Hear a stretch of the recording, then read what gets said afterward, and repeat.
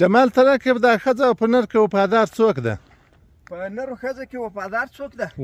نو راس ورته کینو په مجلس په ولاړو نه کېږي. یا محبوب جانه په نرو ښځه کې وفادار چې څوک صبر لري چې څوک حوصله لري هغه ښځه ده. ښځه وفادار ده، نر بې وفا ده. بالکل. چې کله نر کونډ سي او یا کاله عمر بي د نر چې ښځه مړه سي او یا کاله عمر بي سارې خښه کې ماښام په فاتحه کې ناست وي دی د سپین ږیرو په غوږو کې خبرې کوي. ته ورسه پلانکۍ کونډې که وغوښتلم د پلانې مور خو هم کونډه ده ته ورسه د پلانې لور چې دغه یې راته الله کړې ده ته ورسه کې راکړله. یعنې یوه شپه بې ښځې نه تېروي. بالکل. یعنې ښځه چې دغه وفادار ده.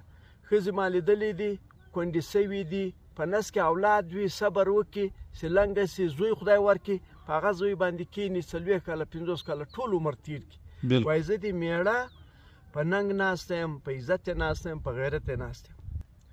ښځه صبر لري، استقامت لري، حوصله لري.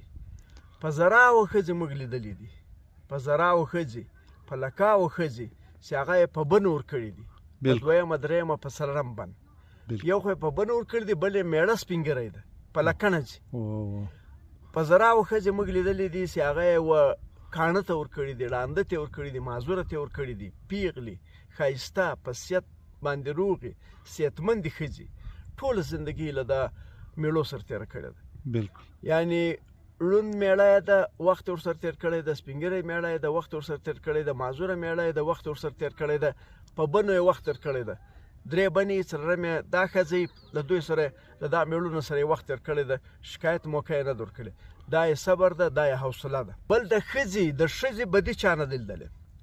ښځه بد نه کوي، جنګ نه کوي، لښکرکشۍ نه کوي، خاندانونه نه خرابوي، وطنونه نه تباه کوي. یعنې د ښځې بدي تا نه دی لیدلی، د ښځې جنګ تا نه دی لیدلی، بد نه کوي، بدبختي نه راوړي، تل د مینې او محبت خبره کوي. زوی ته هم وایي جنګ مه کوه، میړه ته هم وایي جنګ مه کوه، د چا سره بد مه کوه.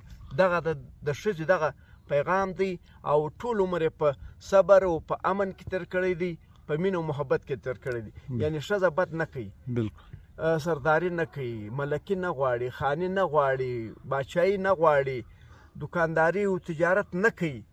یعنې په یوه سرای کې ټوله زندګي تېروي. بالکل. لا یوه ماحول سره ژوند تېروي. په یوه خونه کې ټوله زندګي تېره کړې ده.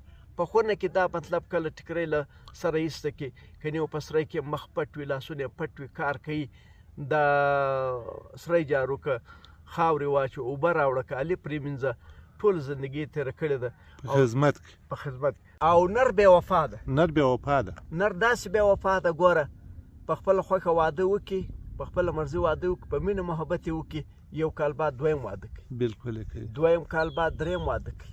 3م کال بعد 4م واده کوي. که وس توان و 5م شپږم هم پسې کوي. بې وفا ده، وفا نه لري. ما لیدلې هغه 2 مثال پرې ایښی دی، هغه 2 ورته ناستې دي، اوس په بله پسې ګرځي. دغسې بې وفا دی. نو ښځه چې ده د جنت سکون هم ښځه ده، د دنیا سکون هم ښځه ده، د کور سکون هم ښځه ده.